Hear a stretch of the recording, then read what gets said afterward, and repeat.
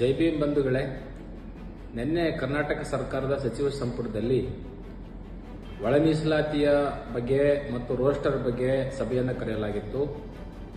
ಈ ಸಭೆಯಲ್ಲಿ ಕರ್ನಾಟಕ ಸರ್ಕಾರದ ಸಚಿವ ಸಂಪುಟದ ಮುಂದೆ ಈಗಾಗಲೇ 2 ವರ್ಷಗಳಿಂದ ಬಹಳ ದ್ವಂದ್ವಕ್ಕೊಳಗಾಗಿದ್ದಂತಹ ಈ ಮೀಸಲಾತಿ ವಿಚಾರದಲ್ಲಿ ಸಾಮಾನ್ಯ ವರ್ಗ, ಎಸ್ಸಿ ಎಸ್ಟಿ ಒಬಿಸಿ ವರ್ಗದ ಎಲ್ಲ ವರ್ಗದ ವಿದ್ಯಾರ್ಥಿಗಳಿಗೆ ಉದ್ಯೋಗದಲ್ಲಿ ತೊಂದರೆ ಆದಂತಹ ಕಾರಣದಿಂದ ಮತ್ತೆ ರಾಜ್ಯಾದ್ಯಂತ ಹೋರಾಟಗಳು ಜೋರಾಗಿ ಶುರುವಾದಂಥ ಕಾರಣದಿಂದ ಸಚಿವ ಸಂಪುಟದಲ್ಲಿ ಒಂದು ತೀರ್ಮಾನವನ್ನು ತೆಗೆದುಕೊಳ್ಳಲಾಗಿದೆ.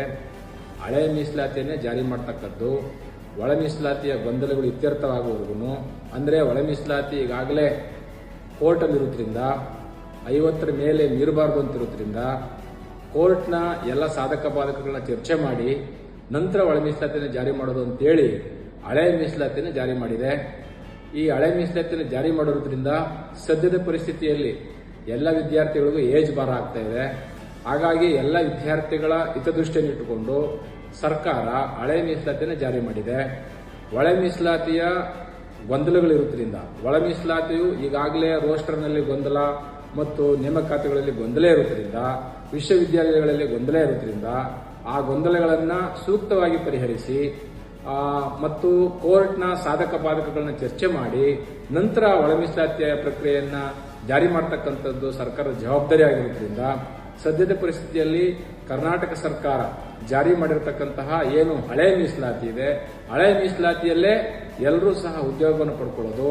ತದನಂತರ ಏನು ಒಳ ಮೀಸಲಾತಿಯ 6.5 ಇತ್ತು, ಅದು ಸಂವಿಧಾನಬದ್ಧವಾಗಿ ಕೋರ್ಟ್ನ ಆದೇಶ ಮತ್ತು ಸಂವಿಧಾನಬದ್ಧವಾಗಿ ಕೋರ್ಟ್ ತೀರ್ಪು ಏನು ನೀಡುತ್ತೋ ಆ ತೀರ್ಪಿಗೆ ಬದ್ಧರಾಗಿ ಸರ್ಕಾರ ಒಳ ಮೀಸಲಾತಿಯನ್ನು ಸಹ ಜಾರಿ ಮಾಡಲಿಕ್ಕೆ ನಾವೆಲ್ಲರೂ ಸಹ ಅದನ್ನ ಒಪ್ಕೊಳ್ತಕ್ಕಂಥ ಸ್ಥಿತಿಯನ್ನು ಈಗಾಗಲೇ ನಾವು ಒಂದು ತೀರ್ಮಾನಕ್ಕೆ ಬಂದಿದ್ದೇವೆ.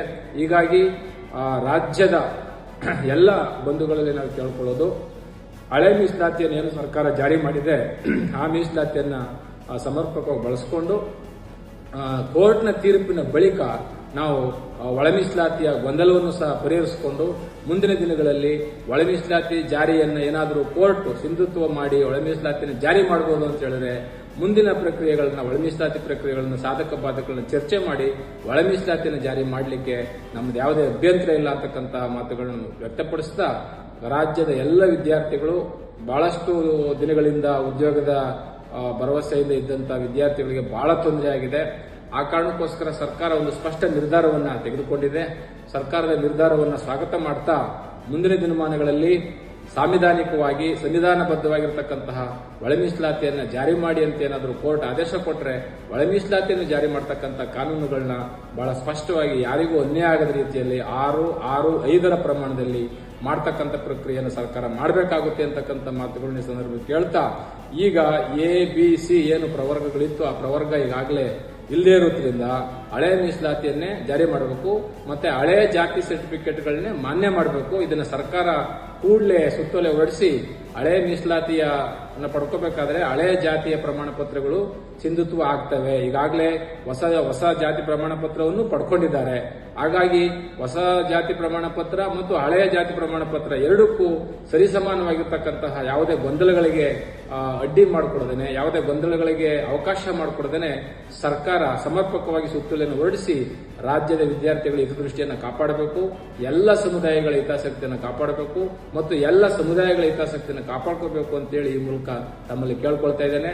ಸರ್ಕಾರದ ಒಂದು ನಿರ್ಧಾರ, ಸಚಿವ ಸಂಪುಟದ ನಿರ್ಧಾರ ಅದು ಈ ಸಂದರ್ಭಕ್ಕೆ ಸೂಕ್ತವಾಗಿದೆ. ಮುಂದಿನ ದಿನಗಳಲ್ಲಿ ಸಂವಿಧಾನಬದ್ಧವಾಗಿರತಕ್ಕಂಥ ಕೋರ್ಟ್ನ ತೀರ್ಪನ್ನು ಪರಿಗಣಿಸಿ ನಾವೆಲ್ಲರೂ ಸಹ ಒಳ ಮೀಸಲಾತಿಗೆ ಸಕ್ರಿಯವಾಗಿ ಅದನ್ನು ಸಮಾನವಾಗಿ ಪಡ್ಕೊಳ್ಳೋಣ ಅಂತಕ್ಕಂಥ ಮಾತುಗಳನ್ನ ಈ ಸಂದರ್ಭಕ್ಕೆ ಕೇಳ್ತಾ ಇದ್ದೇನೆ. ಜೈ ಭೀಮ್, ಜೈ ಭಾರತ್.